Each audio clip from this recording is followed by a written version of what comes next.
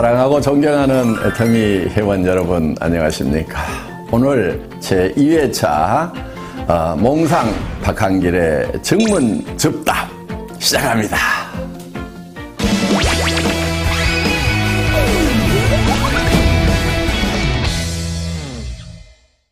10인 10색이라는 말씀을 하시면서 출근이나 판매 방법 등 사업을 전개하는 방법을 개인 사정에 맞추어 주라고 하셨는데, 그러다 보니 현장에서 팀워크를 형성하는 데 어려움이 있는 것 같습니다.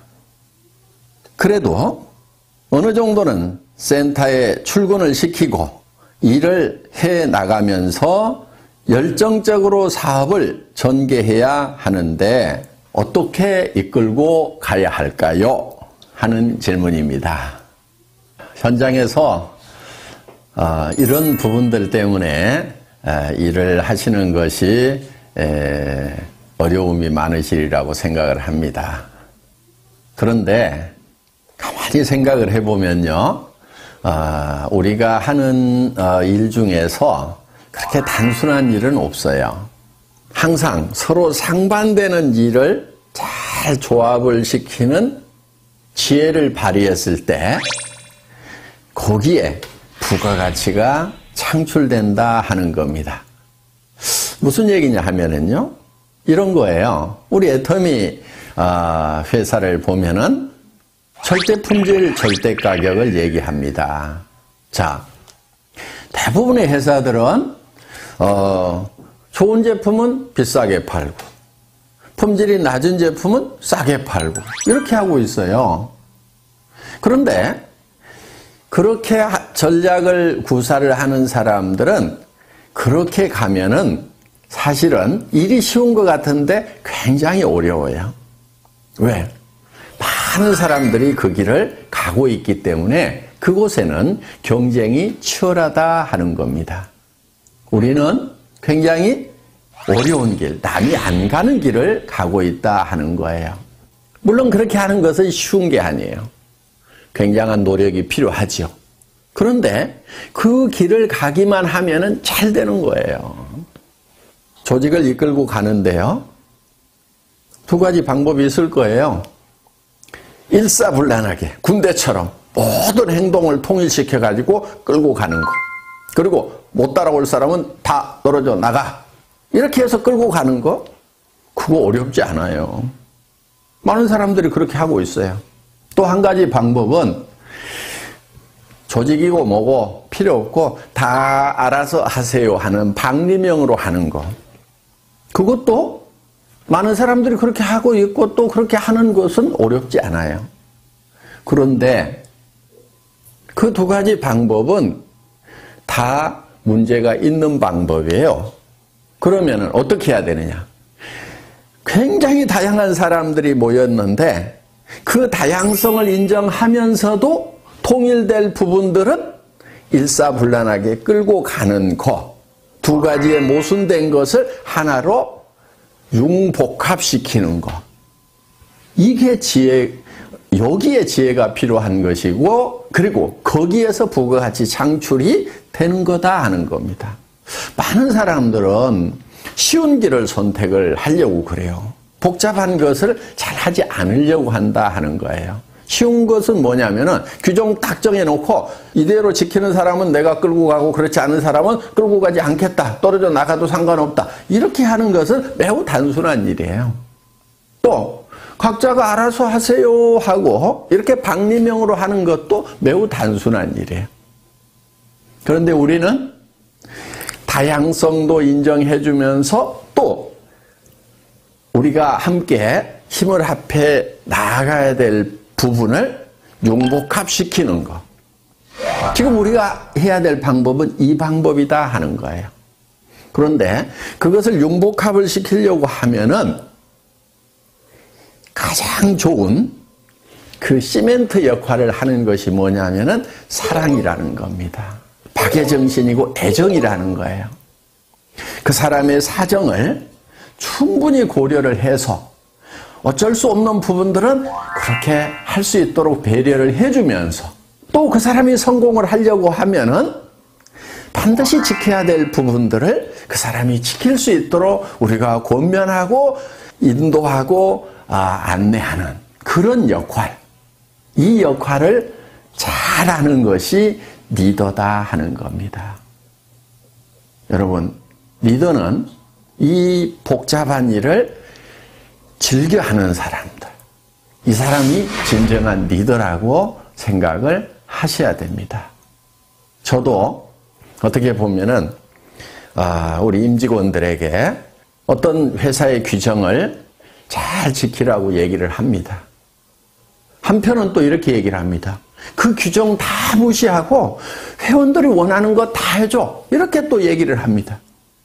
정말 규정은 규정대로 지키면서 또 그 회원의 사정에 맞도록 우리가 어떤 정책을 펼치는 것은 이것은 쉬운 길은 아니에요. 그렇지만은 우리 직원들에게 제가 정말 회원들에 대한 사랑을 가지고 한 사람 한 사람의 사정을 감안을 해서 배려를 하는 마음으로 지금 부탁을 하고 교육을 또 하고 있습니다. 여러분, 이 상반되는 것이 융복합되는 데에 거기에 진정한 가치가 있다는 거 우리 한번 깊이 생각하는 시간을 가졌으면 좋겠습니다.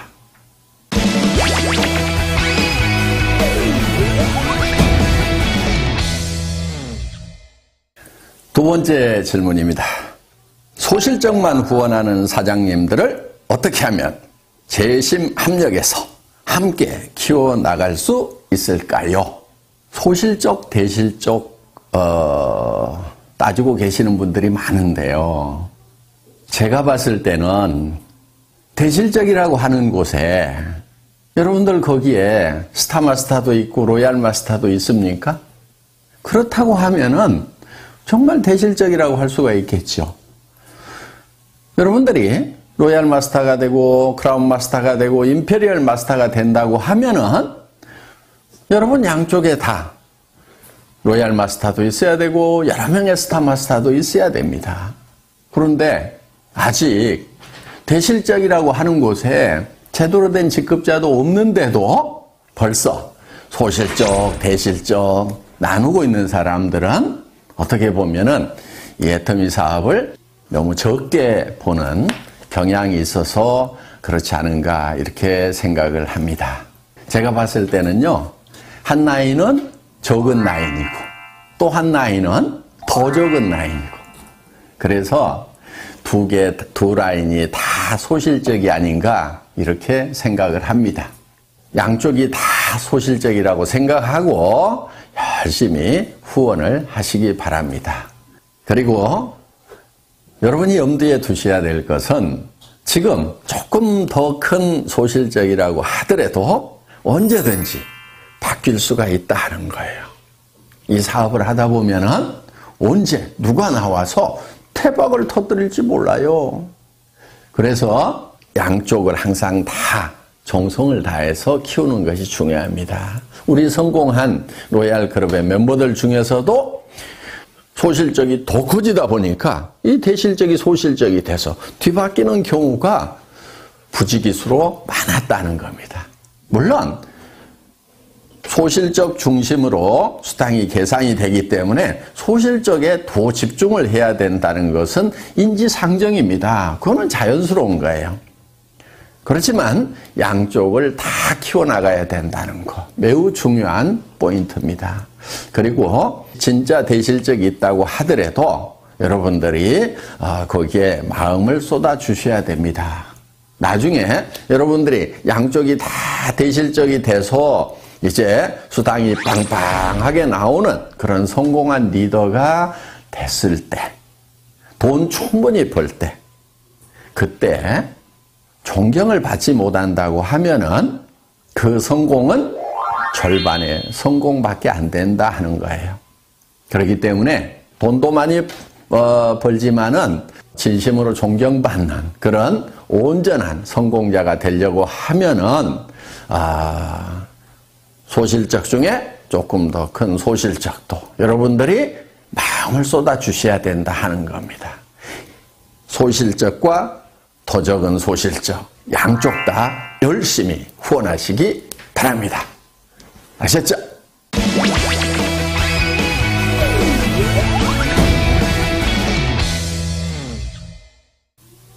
예, 다음 질문은요. 한 줄 해준다. 한 줄 책임져 주겠다 등 한 줄에 대한 말들이 많은데 바이너리 마케팅의 올바른 사업 전개 방법, 조직 관리 방법이 궁금합니다 하는 질문입니다. 네, 좋은 질문 주셨고요. 이거는 제가 칠판에 좀 그림을 그려가면서 설명을 드려야 될 것 같습니다. 예, 사업 전개 방법. 저는 특별한 묘수는 없다고 생각을 합니다. 대개 어떻게 얘기들을 하고 있냐면은 예를 들면 이런 거예요. 스폰서 라인이라는 것이 있다는 거예요. 자, 원줄기가 있다, 스폰서 라인이 있다. 그래서 한 줄은 스폰서가 책임을 져준다. 그러니까 당신은 이 B라인만 잘 키워나가면 된다고 이렇게 얘기를 합니다. 그러면서 또 이 사람은 어떻게 얘기하냐면 이 사람에게 당신도 한 줄만 키워나가면 된다. 이렇게 얘기를 합니다. 그러면은 이 사람이 이쪽 라인을 쭉 키우고 이 사람은 이 원줄기를 쭉 키우고 또 이 사람에 의해서 요게 원줄기가 되겠죠? 이렇게 키워져 나가고 또 이 사람은 이게 원줄기가 되면서 이 사람에게 당신은 요것만 키우면 돼 하고 이렇게 얘기를 합니다. 얼핏 들으면은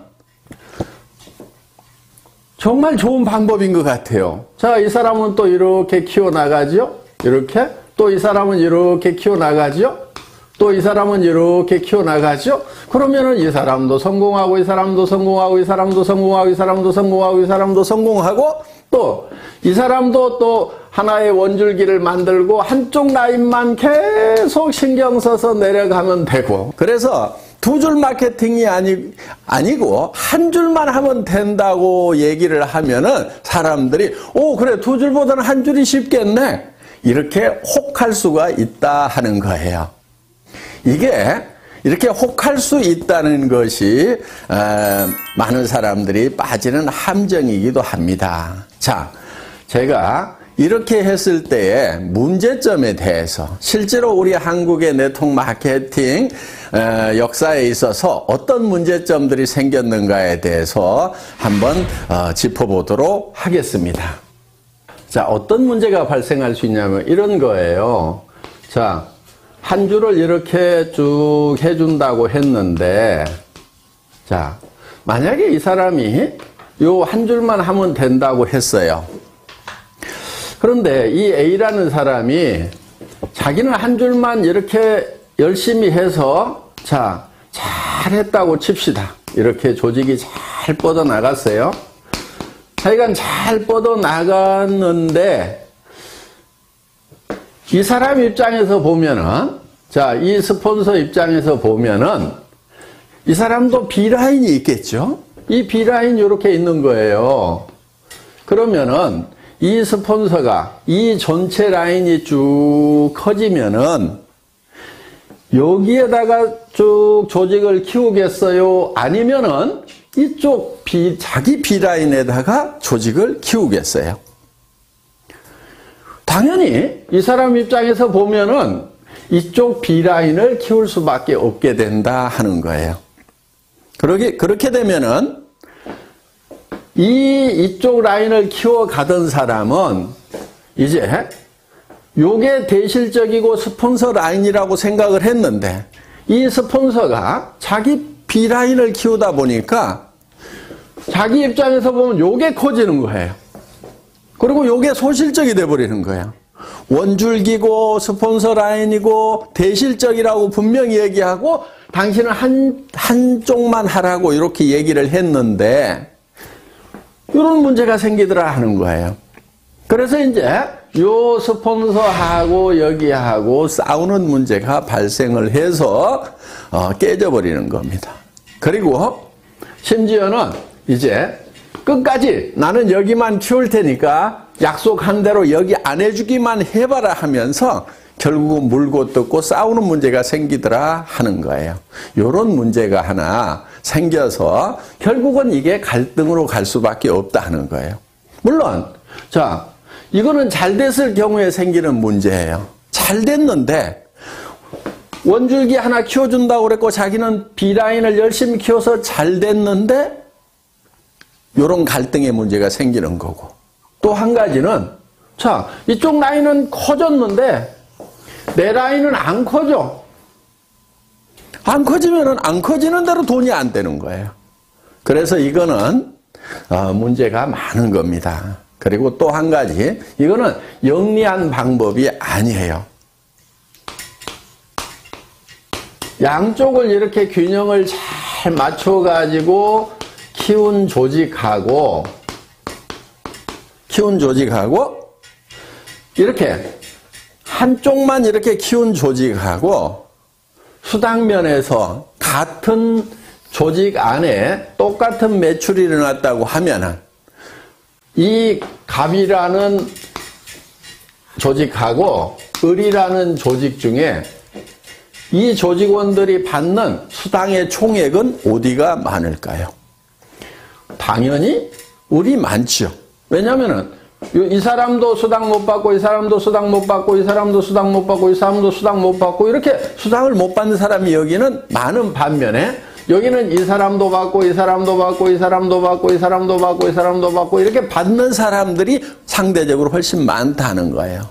그래서 수당 총액이 많기 때문에 이 조직은 어떻든 살아갈 수 있는 힘, 활력을 더 받게 되는 거고, 이 조직은 시간이 갈수록 힘이 빠지는 조직이 된다 하는 거예요. 노력한 만큼의 대가가 안 나오는 거예요.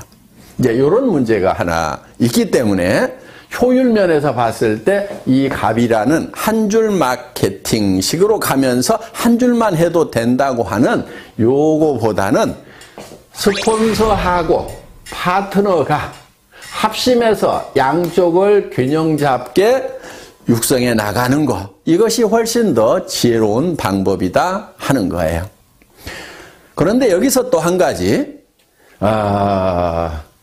이거를 잘못 알아들으면은 어떤 경우가 생기냐면은, 자, 인위적으로 이거를 쫙쫙 맞춰가지고, 매트릭스 방법으로 하려는 경우가 생기는 거예요. 그렇게 되면은, 또 이거는 사업이 전개가 안 되는 거예요. 그러니까, 이제 요 틀을 미리 만들어 놓고, 여기 1번, 2번, 3번, 4번, 5번, 6번, 7번, 우리는 들어오는 순서대로 내 조직에서는 다 요 자리를 스폰서가 잡아준다. 이런 식으로 또 전개를 시키는 아주 머리 나쁜 사람들. 예, 이렇게 해도 안 되는 겁니다. 최대한 조직은 나무까지 크듯이 자연스럽게 크되 가능하면은 균형을 맞춰 나가는 쪽으로 이렇게 조직을 전개를 시켜야지, 인위적으로 한쪽만 하고 또 아니면은 인위적으로 이거를 짜 맞추는 매트릭스 방법으로 전개를 시키는 거, 이 두 가지가 다 좋은 방법이 아니다 하는 거예요. 그리고 이제 조직을 전개시키는 데 있어서 우리는 양쪽에 각각 2명의 차하위 직급자가 나와야만 되는 거죠. 예를 들면은 내가 다이아몬드 마스터가 되려고 하면은 여기에 세일즈 마스터 이렇게 양쪽에 세일즈 마스터가 2명씩이 나와야 된다는 거. 이렇게 2명만 딱 육성을 하다 보면은 그중에 한 명이 주저앉는 경우 매우 곤란해질 수가 있겠죠. 그래서 가능하면은 더 많은 분들을 붙들고 육성을 하겠다는 그런 목표를 세우는 것이 좋다 하는 겁니다. 그래서 정말 성공자로서 자질이 있다 싶은 사람을 예를 들면은 한쪽 라인에 한 4명 정도 이렇게 전략적으로 여러분들이 같이 한번 성공을 해보자 하고 팀워크를 만드는 것이 중요합니다. 이쪽 라인도 마찬가지예요. 이렇게 해서 쭉 조직을 만들다 보면은 그 중에서 내가 이 사람하고 그 다음에 이 사람하고 이 사람 정도는 내가 팀워크를 잘 만들어 가지고 한번 으쌰으쌰 해봐야 되겠다. 이렇게 어떤 목표를 정해 가지고 일을 해 나가면은 좋다 하는 거예요. 그렇다고 여기 있는 사람은 버려도 되고 내팽개쳐도 된다 하는 그 얘기는 결코 아닙니다. 그러면 이 사람이 성공자가 되려고 하면은 이쪽 라인이 전반적으로 잘 커야 되고 또 이쪽도 잘 커져 나가야 되겠죠. 그러면은 여러분들이 이 사람 한 사람, 이 사람 한 사람을 성공시키기 위해서 어떤 일들을 해야 되는가 하는 거예요. 이거를 전반적으로 돌보는 일들을 여러분들이 부지런히 하셔야 된다 하는 거예요.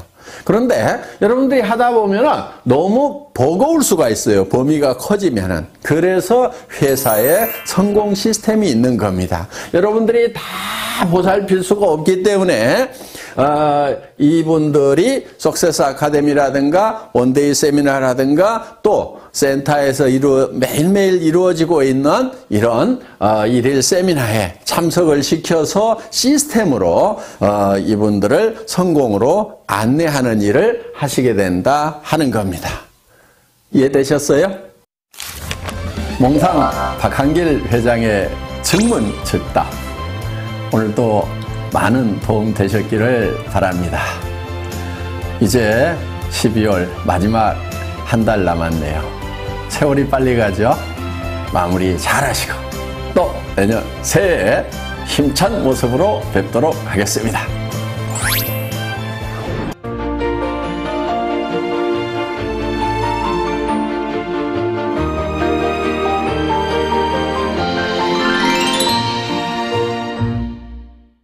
오늘은 아주 평범한 사람 이야기를 해볼까 합니다.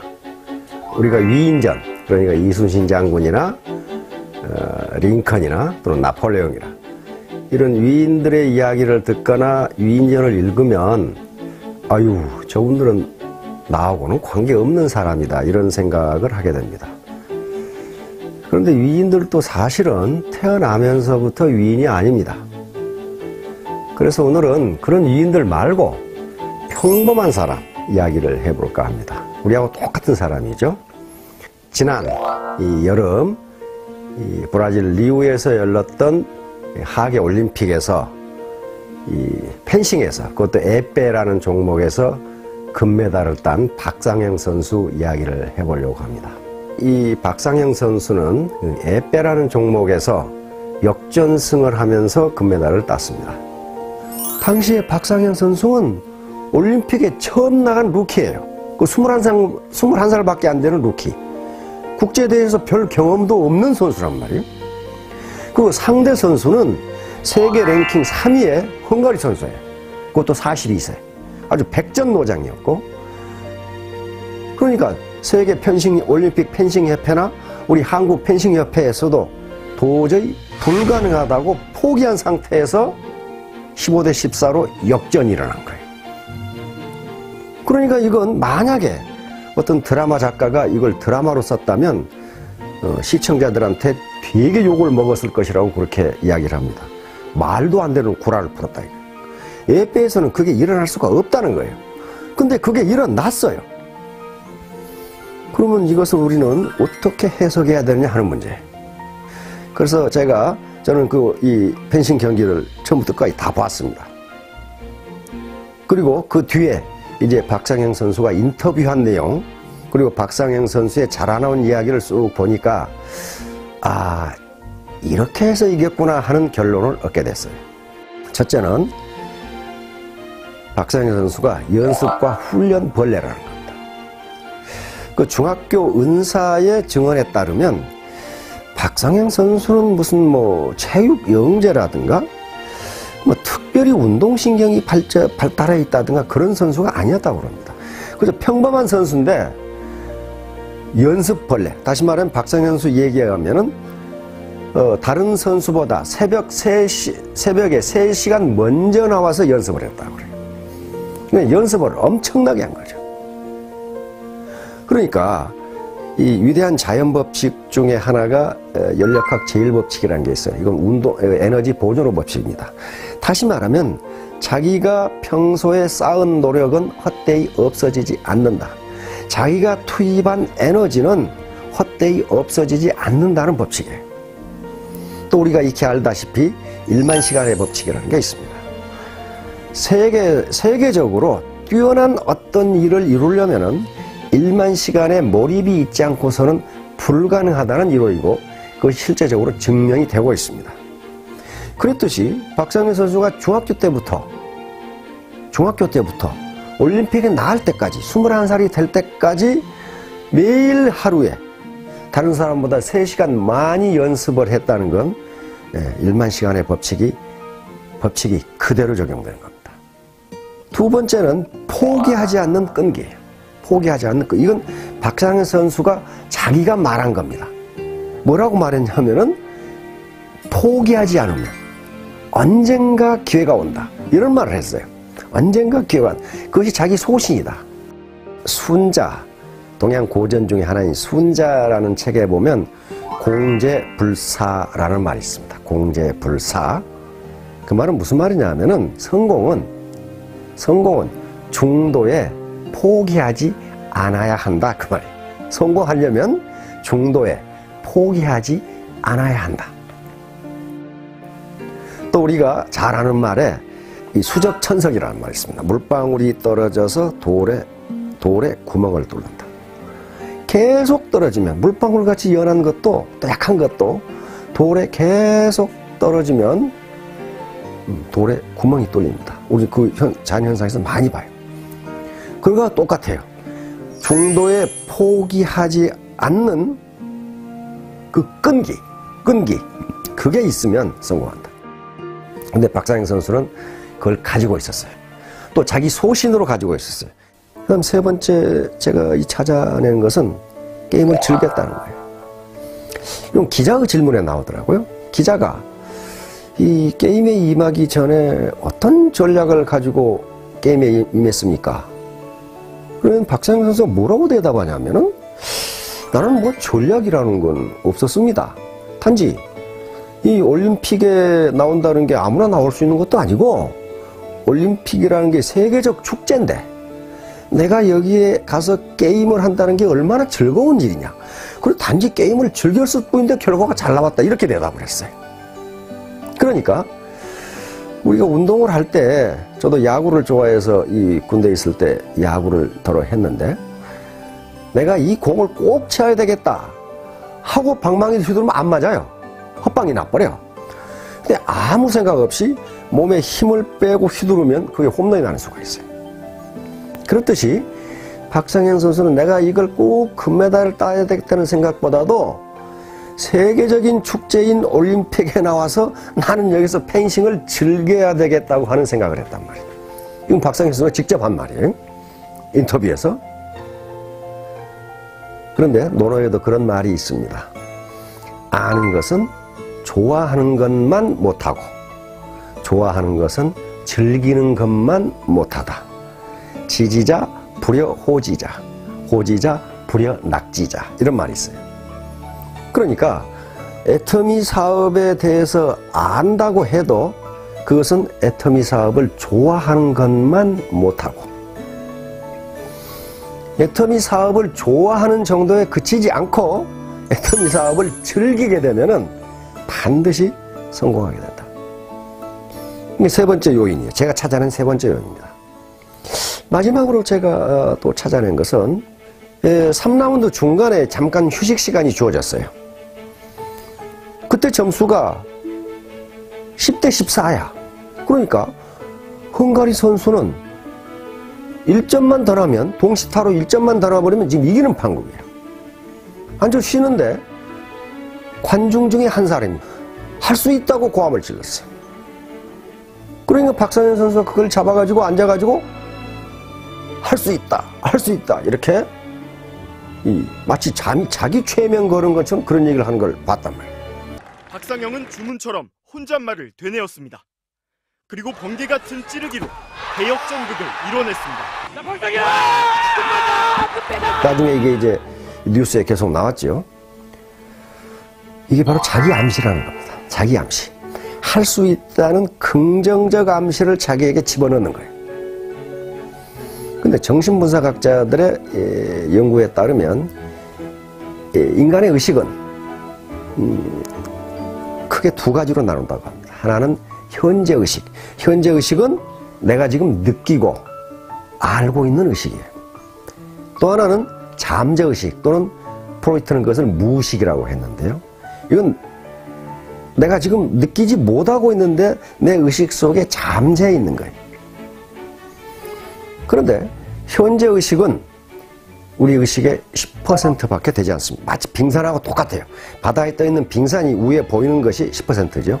밑에 보이지 않는 것이 90%예요. 그와 똑같아서 현재의식은 10%고 잠재의식이 90%인데 현재의식에 관계없이 인간의 행동, 그 의식은 잠재의식의 명령에 따라서 움직인다고 합니다. 예를 들면 내가 애터미 원데이 세미나에 가야지. 현재의식이 그렇게 생각해도 잠재의식이 네가 거길 왜 가? 거기 다단계꾼들이 모이는 데야. 이런 식으로 잠재의식이 자리를 잡으면 그 사람은 안 온다는 거예요. 그러니까 모든 인간의 행동은 잠재의식의 이 명령에 따라서 움직인다는 거예요. 그러면 그 휴식 시간에 잠깐 했는데 잠재의식이 발동됐느냐? 그렇지는 않아요. 내가 추측컨대 아마도 박상영 선수는 평소에 마인드 컨트롤 훈련을 했을 겁니다. 마인드 컨트롤 훈련을 했을 거예요. 나는 할 수 있다. 왜냐면 앞에 박상영 선수의 이 인터뷰를 보면은 굉장히 얘가 명랑하고 긍정적이에요. 그렇게 가난하고 이거 이 펜싱 도구도 제대로 주로 중고만 샀었지 신제품을 살 수 없을 정도로 집이 가난한데 굉장히 인터뷰 내용을 보면 긍정적이에요. 그렇다면 평소에 아마 마인드 컨트롤 한 것 같다. 그런데 바로 14대 10이라는 절체절명의 상태에서 그 마인드 컨트롤을 다시 나는 할 수 있다. 나는 할 수 있다. 라고 하는 그 긍정적 메시지를 바로 잠재의식에 집어넣은 것 같아요. 근데 학자들이 연구 결과에 따르면 잠재의식이 긍정적으로 바뀌면 자기도 모르게 성공 메커니즘이 작동한다고 돼 있어요. 성공 메커니즘이 작동한다. 나중에 게임이 끝나고 나서 박상현 선수도 내가 어떻게 해서 이겼는지 모르겠다. 그렇게 얘기했고 하다 져버린 헝가리의 그 세계 랭킹 3인 선수도 내가 왜 졌는지를 모르겠다. 그렇게 얘기했어요. 그리고 이 올림픽 펜싱 협회나 우리 한국 펜싱 협회에서도 도대체 이런 일이 어떻게 일어날 수 있는지 모르겠다. 그런 얘기를 했단 말이에요. 그러니까 박상현 선수가 이 리오 올림픽에서 더군다나 펜싱 앱에서 역전승을 할 수 있었던 것은 기적이라고 우리가 치부할 수도 있지만은 지금까지 박상현 선수가 쌓아왔던 에너지 불변호 법칙에 의해서 그 에너지가 순간적으로 폭발한 것이라고 해석할 수 있습니다. 무슨 나면서부터 로얄 마스터가 자질을 타고난 사람은 없다. 박상현 선수처럼 연습벌레, 훈련벌레, 다시 말하면 일벌레가 돼야 되고, 두 번째는 중도에 포기하지 않는 끈기, persistence, 끈기. 이게 있고, 이게 있어야 되고, 세 번째는 애터미 사업을 아는 것으로 끝나서는 안 되고, 이걸 좋아하는 단계, 그리고 마지막으로 즐기는 단계까지 가면은 결코 이 사업이 지루하지 않게 될 것이다. 나는 언제까지 스타마스터가 되겠다. 이런 긍정적인 메시지를 잠재의식 속에 각인시키면 우리 잠재의식은 자동적으로 자동적으로 성공 메커니즘을 작동시켜 준다고 합니다. 그러면 자기도 모르게 성공으로 다가가는 거예요. 이렇게 되면 모든 분들이 성공하실 수 있으리라고 믿습니다. 잘 들어주셔서 감사합니다.